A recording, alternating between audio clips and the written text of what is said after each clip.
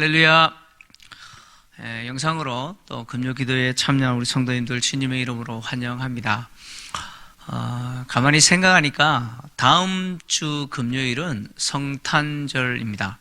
그래서 성탄절이기 때문에 또 성탄 예배로 금요기도회가 대체됩니다. 그래서 2020년 금요기도회는 오늘이 마지막 날입니다. 오늘 마지막 날 금요기도회에 참여하신 성도님들, 또 우리의 절박한 상황을 누구보다도 너무나 잘 알고 계시는 하나님이 들어주시기를 바라고, 또 기도하다가 우리의 문제보다 더 크시고 위대하신 그 하나님을 만나는 그 복이 있기를 주의 이름으로 축원합니다.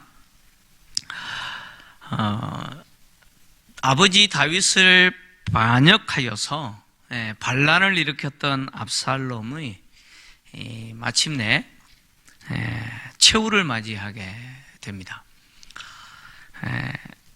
에브라임 수풀에서 벌어진 다윗의 군대와 압살롬의 군대의 싸움은 다윗의 군대의 일방적인 승리로 끝납니다. 그러니까 다윗의 군대가 대승했습니다. 사무엘서 저자는 다윗의 군대가 대성했다라고 하는 내용을 짧게 기록하고, 그리고 압살롬의 죽음을 아주 자세하게 길게 기록하면서 그의 죽음이 저주와 모욕과 수치를 당한 죽음이다, 이렇게 기록했습니다. 성경은 압살롬의 죽음의 원인과 관련해서 그가 자랑했던 그의 영광이었던 머리털 때문이다라고 이야기를 하죠. 압살롬이 다윗의 군대와 마주쳤고 압살롬은 도망합니다. 압살롬은 노새를 타고 있었는데 그 노새가 하필이면 상수리 나무 아래로 지나가죠. 근데 그 상수리 나무가 번성한 가지를 가졌는데 그만 그 가지 아래로 지날 때에 그의 머리가 상수리 나무에 걸렸습니다. 그리고 그가 공중과 땅 사이에 매달렸는데, 왜냐? 그가 탔던 노새가 아래로 빠져나가 버렸기 때문이라고 이야기합니다. 압살롬은 자기가 자랑했던 그 머리털이 상수리 나무 번성한 가지에 걸려 공중에 매달리게 된 것입니다. 압살롬에게 있어서 머리털은 그의 영광이었죠. 사무엘하 14장 25절 26절을 보면 이 압살롬의 영광을 이렇게 자랑합니다. 자, 제가 좀 읽어드립니다. 온 이스라엘 가운데서 압살롬같이 아름다움으로 크게 칭찬받는 자가 없었으니 그는 발바닥부터 정수리까지 흠이 없었습니다. 그의 머리털이 무거움으로 연말마다 깎았으며 그의 머리털을 깎을 때에 그것을 달아본 즉 그의 머리털이 왕의 저울로 200세겔이었더라, 이렇게 이야기합니다. 압살롬이 정수리부터 그리고 발바닥까지 흠이 없는데, 특히 그에게 있어서 자랑이 무엇이었느냐? 머리털이었다는 거예요. 머리털이었다는 거죠. 이렇게 압살롬에게 있어서 영광이었던 이 머리털이 자신에게 있어서 죽음을 가져다 주는 도구가 될 줄 압살롬이 꿈에라도 생각했겠습니까? 그러나 결국 압살롬은 그의 영광이 그를 죽게 만들었습니다. 압살롬과 같이 이전에는 자랑이었던 것이 자랑이었고 영광이었던 것이 후에는 수치가 되고 또 자신을 무너뜨리게 되는 그런 요인이 되는 경우들이 많잖아요. 흔히 장점이 단점이 된다라는 말이 있지 않습니까? 나에게 있어서 장점이 또 나에게 있어서 단점이 됩니다. 나를 드러내는 장점이 도리어 나의 약점이 되어서 나를 무너뜨리는 경우들이 얼마나 많은지 모릅니다.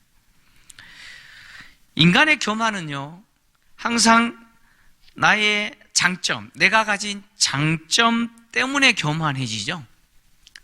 잘난 것 때문에 교만해집니다. 잘난 게 없으면 사람이 교만해지지 않죠. 근데 내가 잘난 게 있어요. 이게 장점이죠. 그것 때문에 교만해지죠. 근데요, 나를 드러내고 또 나를 교만하게 했던 그 영광스러운 그 장점이 나를 무너뜨리는 경우들이 정말 많잖아요. 그래서 우리는 다른 사람이 나를 칭찬할 때 항상 조심해야 됩니다. 나의 장점, 그거 칭찬할 때 조심해야 됩니다. 왜냐하면 그것 때문에 넘어져요. 그것 때문에 넘어집니다. 그것이 나를 넘어지게 만듭니다. 그래서 다른 사람이 나를 칭찬할 때 조심해야 돼요. 압살롬이 자신의 영광스러운 머리털로 인해서 상수리의 나무에 달렸습니다. 어떤 사람이 이제 그것을 보았죠. 아마 다윗의 부하였을 겁니다. 그래서 요압에게 알렸습니다. 근데 그 사람이 요압에게 뭐라고 보고했느냐? 내가 보니 압살롬이 상수리 나무에 달렸더이다, 이렇게 보고했습니다. 이 사람의 보고는 그러니까 압살롬의 죽음이 저주받은 죽음이다라는 사실을 드러내고 있어요. 율법에 보면 나무에 달린 자마다 저주받은 자다, 이렇게 기록하고 있습니다. 신명기 21장 22절에서 23절을 보면 모세가 이렇게 기록했습니다. 사람이 만일 죽을 죄를 범함으로 내가 그를 죽여 나무 위에 달거든 그 시체를 나무 위에 밤새도록 두지 말고 그날에 장사하여 내 하나님 여호와께서 내게 기업으로 주시는 땅을 더럽히지 말라. 나무에 달린 자는 하나님께 저주를 받았음이니라, 이렇게 기록했습니다. 나무에 달린 자는 하나님께 저주받았다는 것이에요. 지금 요압에게 압살롬의 상황을 보고한 사람이 뭐라고 보고했느냐? 내 눈에 보니까 압살롬이 나무에 달렸더이다, 이렇게 이야기합니다. 이 말은 좀 더 의역해서 이야기하면 그 사람의 눈에 압살롬이 어떻게 보였느냐? 마치 교수형에 처한 자가, 그러니까 교수형에 처한 자가 나무에 매달려 있는 것처럼 내 눈에 보여졌다, 그런 이야기예요. 압살롬이 마치 저주받아 교수형에 처한 사람이 나무에 이렇게 매달려 있는 것처럼 매달려 있다는 거예요. 이것은 압살롬의 죽음이 바로 하나님께 저주받아 죽은 죽음이다라는 것을 드러내죠. 이미 하나님은 압살롬을 어떻게 하시기로 결정했어요? 그를 해하시기로 결정하셨지 않습니까?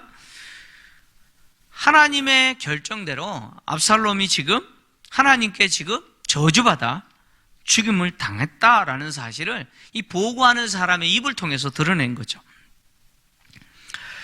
요압은 자신에게 압살롬이 나무에 달렸다라는 이야기를 전해준 그 사람에게 뭐라고 이야기하느냐? 왜 압살롬을 그 자리에서 죽이지 않았느냐라고 이야기합니다. 그리고 만약 그가 압살롬을 죽였다면 은 10개와 띠 1개를 내가 주었을 것이다, 이렇게 이야기하죠. 요압이 말하고 있는 은 10개와 띠 1개라고 하는 것은 그 사람이 압살롬을 죽였을 때 내가 너에게 이만큼 내가 포상했을 거다, 이렇게 말하는 겁니다. 요압은 그 사람이 압살롬을 죽였을 때 포상했을 거다, 이렇게 말하지만 사실 이 내용은 다시 돌아가서 압살롬을 죽이면 내가 이만큼 포상하겠다라는 말입니다. 그러니까 요압은 이 사람이 다시 돌아가서 압살롬을 죽이기를 원했죠. 그리고 죽이고 나면 이렇게 포상하겠다라고 지금 말하고 있는 것이죠.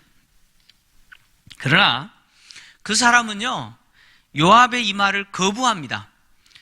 그는 다윗이 모든 백성들이 듣는 대로, 듣는 앞에서 요압과 아비새와 이때에게 내 아들 압살롬에게 너그러이 대해라, 즉 압살롬 죽이지 말라라고 마지막 명령한 것, 그거 자신도 들었다는 거예요. 그래서 왕의 명령을 어길 수 없다는 것이죠. 그래서 요압이 은 10개와 띠 1개가 아니라 은 1000개를 준다고 할지라도 나는 그렇게 못합니다, 이렇게 말했습니다. 이 사람이 요압의 제안을 거절한 두 가지 이유는 뭐냐? 압살롬을 죽이지 말라라고 다윗이 명령했다는 것이죠. 다윗이 그렇게 명령했기 때문에 만약 압살롬을 죽이면 누가 죽였는지 다윗이 모를 리가 없죠. 그 이야기는 이미 다윗이 다 알게 된다는 것이죠. 다윗 왕에게 숨길 수 없다는 것입니다. 그리고 또 만약에 자신이 압살롬을 죽이고 나면 지금 요압이 은 10개와 띠 1개 줄 거다 이렇게 포상을 약속했지만, 그러나 만약 자기가 압살롬을 죽이고 나면 요압은 절대 그렇게 할 사람이 아니라는 거죠. 도리어 그는 포상하는 것이 아니고 왕의 명령을 어겼다라는 죄목을 붙여서 자기를 해했을 거라는 거예요. 왕의 명령을 어겼다 해서 자기를 처형했을 거라는 거예요. 이 사람은 요압이 어떤 사람인지 너무 잘 알아요. 지금은 요압이 포상할 거다라고 말하지만 실제 압살롬 죽여버리면 마음이 싹 바뀌어가지고 왕의 명령을 어긴 자라 그래서 다 덮어씌워서 자기를 처형할 줄 아는 거죠. 요압은 그런 사람이라는 거 이 사람이 아는 거예요. 아는 거예요. 이 병사의 이름이 누군지 드러나지 않습니다. 그러나 이 병사는 다윗의 명령, 즉 다윗 왕의 명령을 알고 있었기 때문에 요압 왕이 제시하는 포상을 거부합니다. 요압이 제시하는 포상을 거부하는 정도가 아니고 뭐라고 이야기했냐면 은 1000개를 준다 할지라도 이야기하죠. 이게 무슨 이야기입니까? 요압이 지금 제시하는 포상의 몇 배입니까? 몇 배예요? 10개 그랬는데 1000개니까 몇 개예요? 몇 배예요? 100배죠? 지금 요압이 제시하는 포상의 100배를 내가 받는다 할지라도 거절하겠다는 거예요.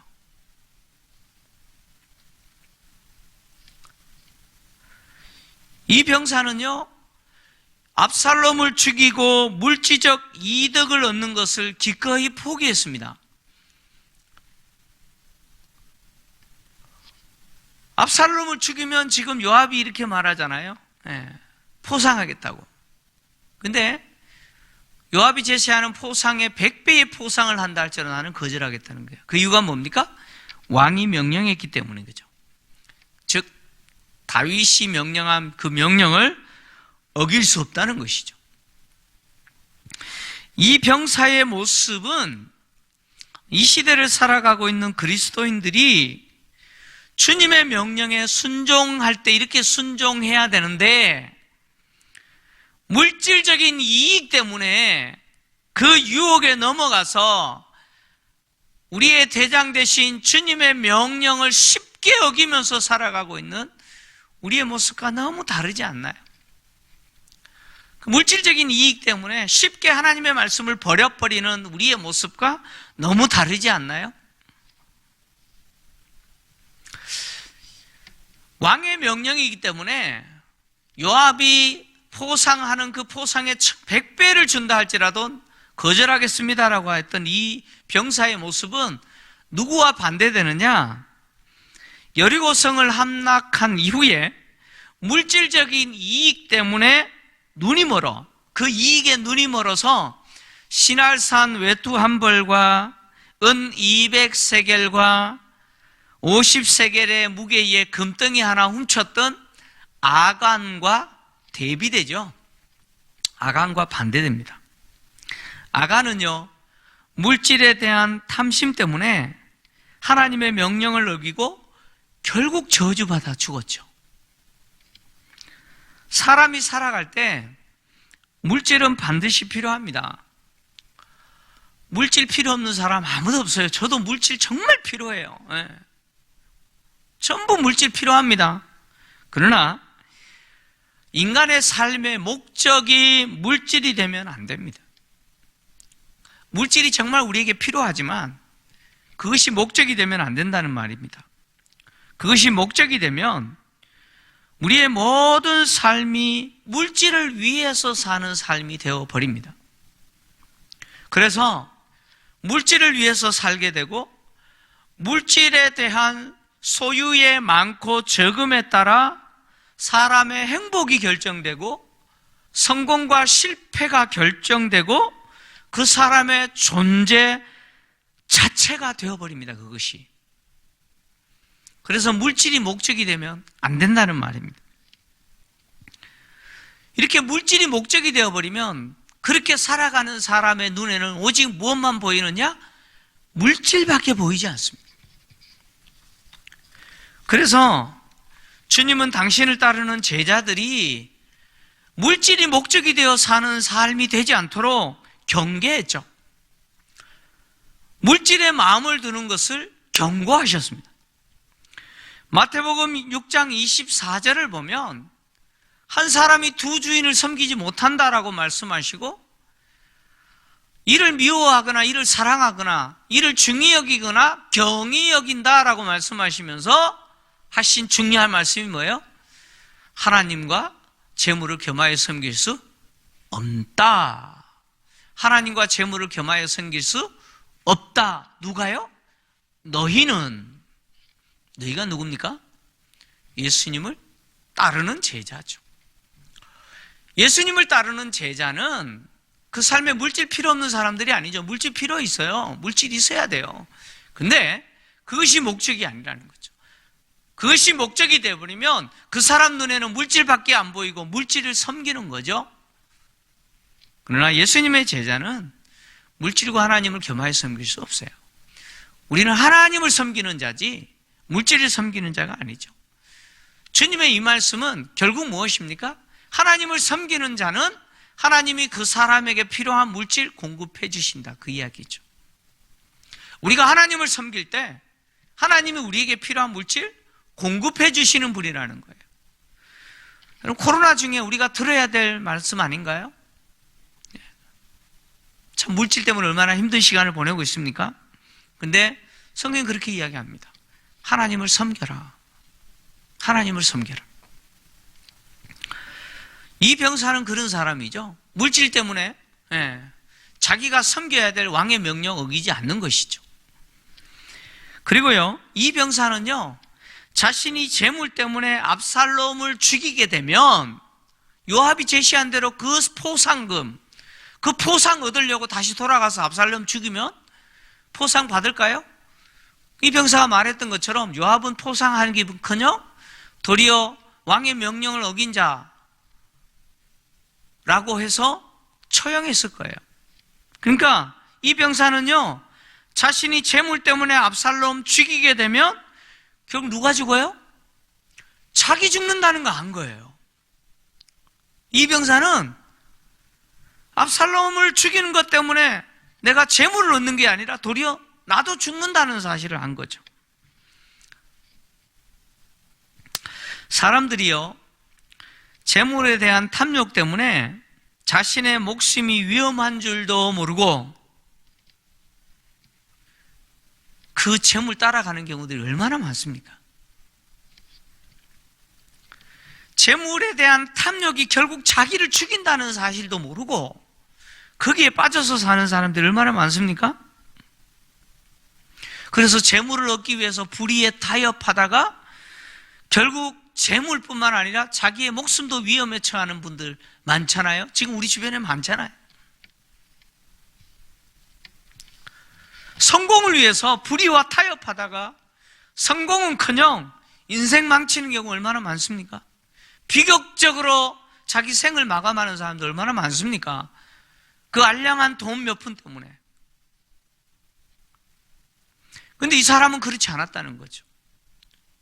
요압이 제시하는 그 포상급, 그 재물에 눈멀어서 압살롬 죽였다가는 나도 죽는다는 사실을 이 사람은 한 거예요. 요압은 자신의 말을 거부하는 이 병사의 거부를 듣고, 그러니까 자신의 제안을 거부하자 이 병사가, 요압은 자기는 지체할 수 없다는 거죠. 그래서 손에 작은 창 셋을 가지고 압살롬이 매달린 곳으로 가서 압살롬을 찔렀습니다. 성경은 분명하게 뭐라고 기록하고 있느냐? 요압이 압살롬을 찌를 때 압살롬이 아직 살아있다 이렇게 이야기합니다. 그러니까 무슨 이야기냐면 요압은 죽은 압살롬을 찌른 게 아니에요. 아직 살아있는 압살롬을 찌른 거죠. 그러니까 압살롬을 죽인 자는 누구라는 이야기예요? 요압이다라고 하는 것을 분명히 성경은 이야기하는 겁니다. 압살롬을 죽인 자는 요압입니다. 요압. 지금 요압이 창셋을 가지고 압살롬의 심장을 찔렀다 그랬는데 이 찔렀다라는 말은 정확하게 번역하면 던지다라는 겁니다. 그러니까 압살롬을 향하여 요압이 창을 던진 거예요.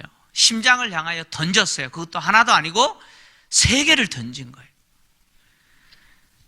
요압이 이렇게 압살롬을 향하여 창을 던지자 함께 따라갔던 그의 병사 10명, 청년이라고 표현한 10명의 병사들이 동시에 압살롬을 에워싸고 쳐 죽였습니다. 자, 요압은요, 압살롬과 어떤 관계냐? 우리 식으로 이야기하면 절친입니다. 절친이에요.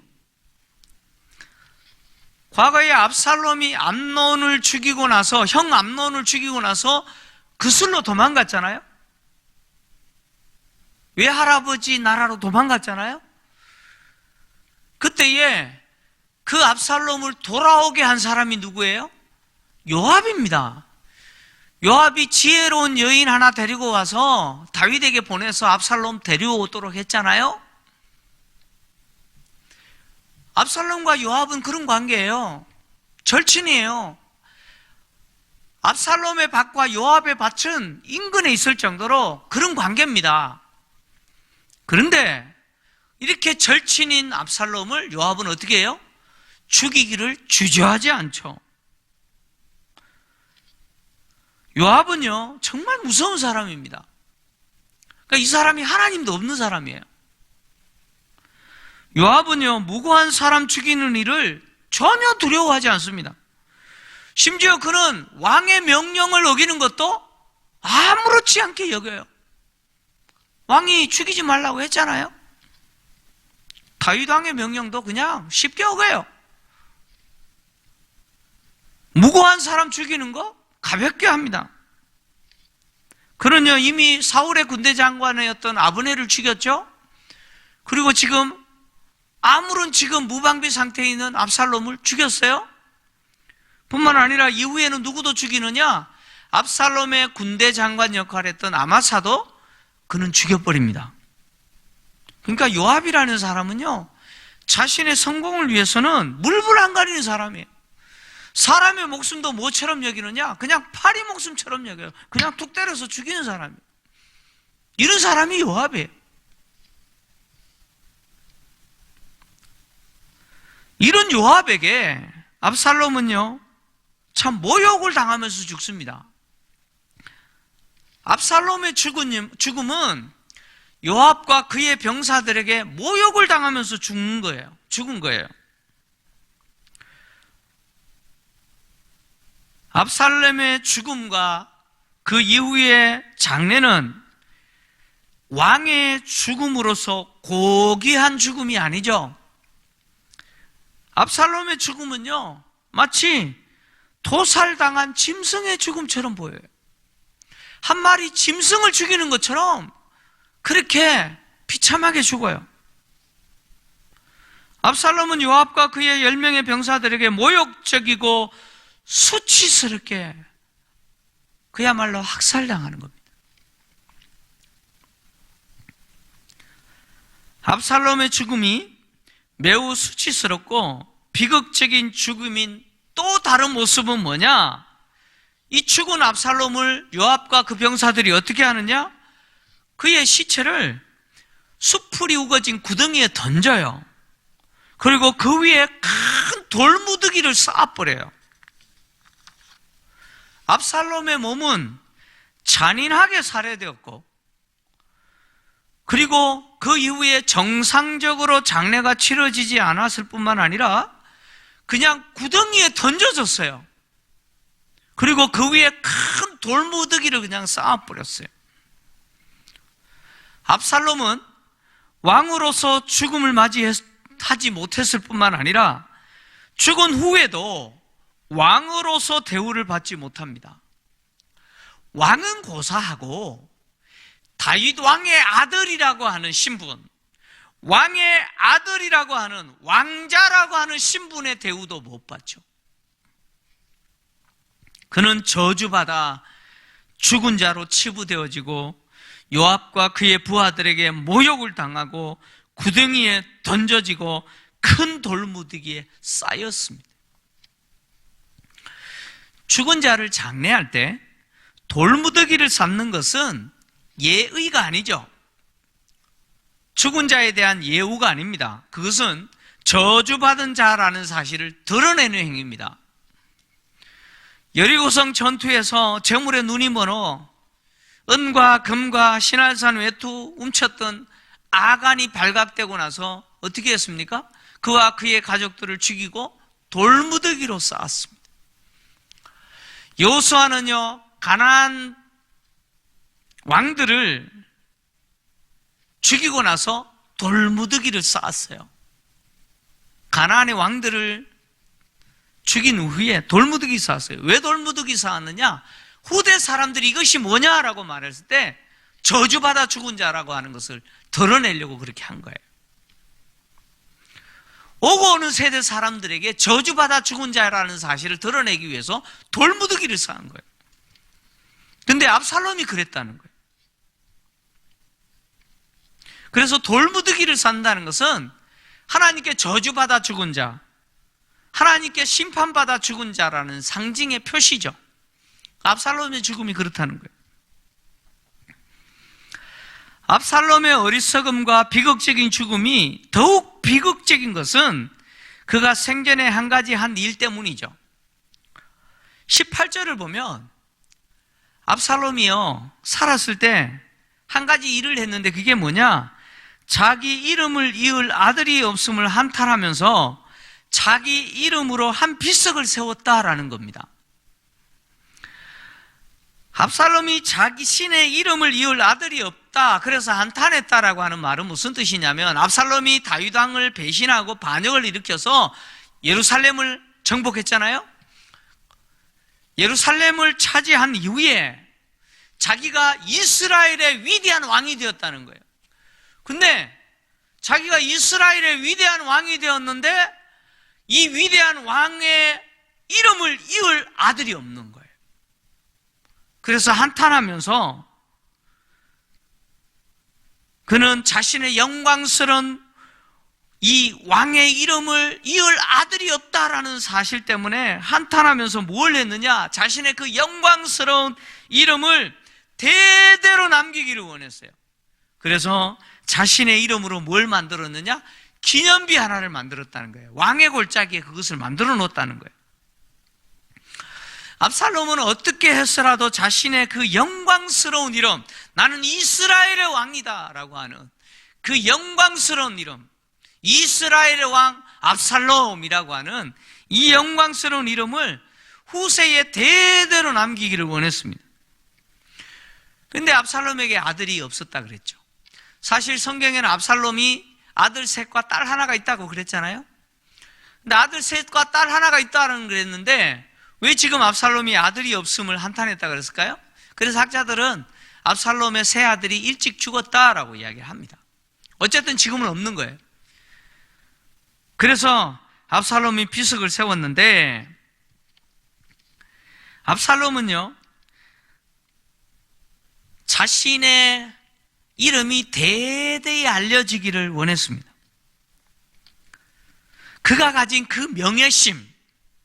명예심이 결국 아버지에 대해서 반역을 일으켰고, 다윗이 누리고 있었던 그 영광스러운 이스라엘의 왕이라고 하는 자리를 차지했잖아요. 그리고 그 영광스러운 자리를 차지한 자신의 이름을 영원히 대대로 남기기를 원했습니다. 그러나 압살롬이라고 하는 이름은요, 영광스러운 이름이 아니라 대대의 아버지를 배신하고 반역을 일으킨 아들의 이름이 되어버렸습니다. 압살롬이 왕의 골짜기에 자기의 이름으로 세운 기념비의 높이가 무려 15m나 된다고 합니다. 15m. 여러분 15m면은 아파트 5층 높이에요. 5층 높이. 대단하죠? 네. 지금도 예루살렘 그 흰놈의 골짜기와 기드론 골짜기가 만나는 그 왕의 골짜기에 보면, 예, 압살롬의 묘비 그래가지고 그게 있어요. 예. 근데 15m나 정도 될 정도로 거대한 비석을 세운 거예요. 그러면 그곳을 지나가는 사람들이 전부 보겠죠. 그거 보면서 압살롬의 이름으로 세워진 비석이기 때문에 압살롬의 그 이름이 대대에 전해질 거라고 생각한 거예요. 그런데 결론은 어떻게 됐느냐? 그 비석을 지나가는 사람들마다 그 비석을 향하여 돌을 던지면서 아버지를 배신한 아들이라고 저주하면서 지나갔습니다. 결국 압살롬의 이름은요, 영광스러운 이름으로 대대에 그 이름을 알린 것이 아니고 후대 사람들에게 아버지를 배신한 반역한 아들 압살롬으로 알려지고, 그 비석에는 사람들이 돌을 던지는 비석이 되고 말았습니다. 사람들이 돌을 던지면서 압살롬의 이름을 모독하죠. 압살롬은 자신이 자랑했던 머리털 때문에 죽음에 이르게 되었고, 요압과 부하들에게 모욕을 당하여 수치스럽게 비극적으로 죽임을 당합니다. 압살롬은요, 하나님도 없는 사람들에게 수치를 당하면서 모욕을 당하면서 죽어요.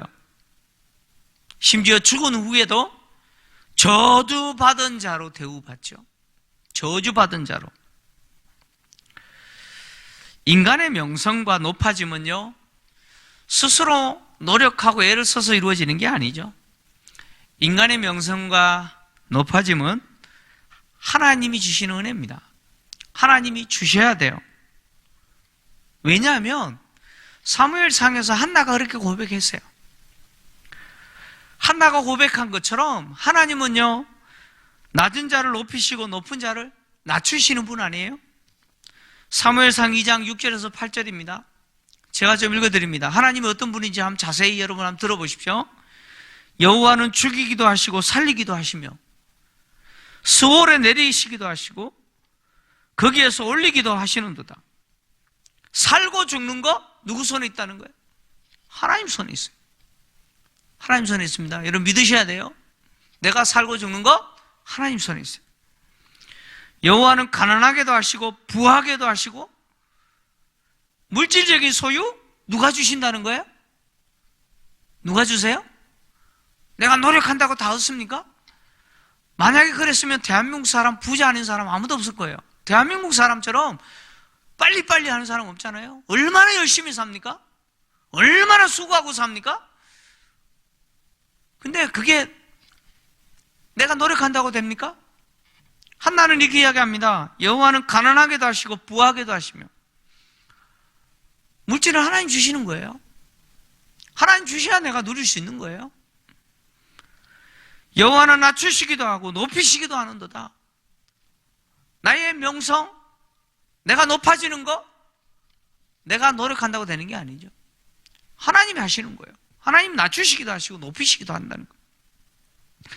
가난한 자를 진토에서 일으키시며 빈궁한 자를 거름더미에서 올리사 귀족들과 함께 앉게 하시며 영광의 자리를 차지하게 하시는도다. 영광의 자리 누가 차지하게 해요? 하나님이 주셔야 되는 거예요. 하나님 주시지 않으면요, 아무리 그 자리에 앉아보세요. 땅의 기둥들은 여호와의 것이라 여호와께서 세계를 그들을 위해 세우셨다. 세상의 역사가 하나님 손에서 진행되는 거예요. 개인도 교회도 착각하는 것이 한 가지 있어요. 착각하는 게 많지만 개인도 그렇고 교회도 착각하는 게 한 가지가 뭐냐면 유명해야 된다 생각하는 거죠. 그러니까 유명해야 잘 된다고 생각하는 거예요. 그래서 개인도 자기 이름 막 내려고 그러잖아요. 유명해야 되니까. 유명해야 성공한다고 생각해요. 교회도요, 유명한 교회가 돼야 성장한다고 생각해요. 교회도 자꾸 유명해지려고 그래요. 유명해지려고 그래요. 이게 착각이라는 거예요. 착각이라는 거예요. 유명해지는 거 개인도 마찬가지고 교회도 마찬가지예요. 유명해지는 게 성공입니까? 그래서 유명해지려고 자꾸 이름 내려고 그래요. 그러나 오늘 한나가 이야기했던 것처럼 하나님이 하셔야 돼요. 하나님이 하시지 않으면 아무 소용없어요. 아무리 내 이름 내보세요. 아무리 교회 이름 내보세요. 아무 소용없어요. 그래서 개인이든 교회든 정말 중요한 것은요, 유명해지기를 바라는 게 아니에요.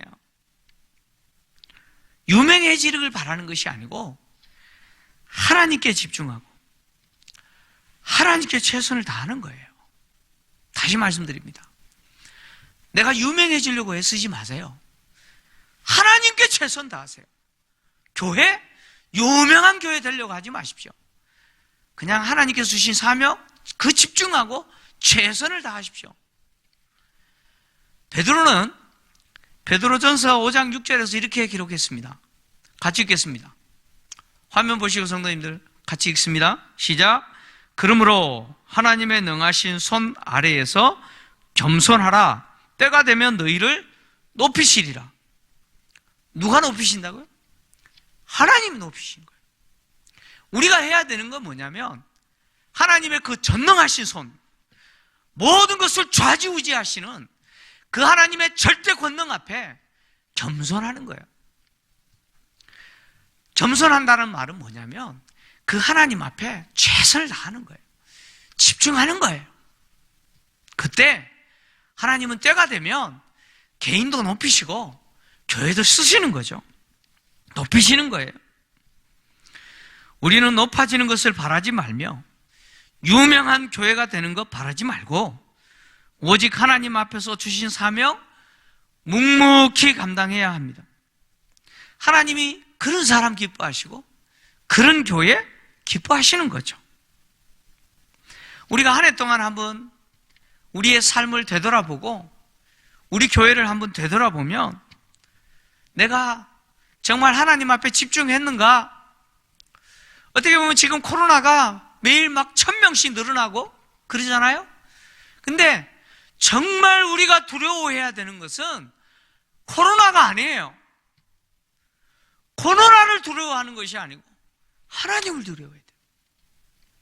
여러분 하나님 두려워하고 계세요? 혹시 코로나 두려워하고 있지 않아요?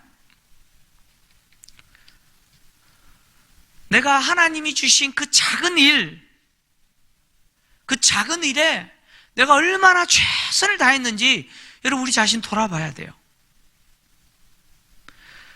주님이 2달란트, 5달란트, 2달란트, 1달란트 받은 자의 비유를 하셨을 때 결론이 뭐였습니까? 네가 작은 일에 충성하였으니 큰 것을 맡기겠다. 이게 주님의 약속 아니었습니까? 주님은 큰 것에 충성하기를 기대하는 분이 아니죠. 나에게 주신 지극히 소소한 그 작은 것, 그것에 최선을 다하는 것을 주님은 원하십니다.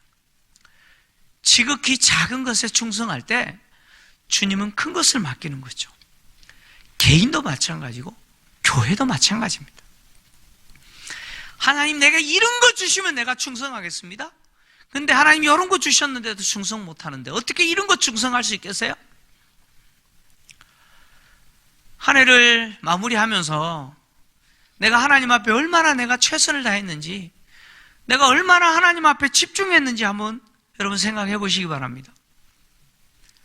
물질에 집중하지는 않았는지, 돈 문제에 집중하지 않았는지, 잘 먹고 잘 사는 데 집중하려고 하지 않았는지, 내 건강 문제에 집중하지는 않았는지, 내가 유명해지고 내 명성이 알려지는 데 집중하고 있지는 않았는지 우리가 돌아봐야 돼요.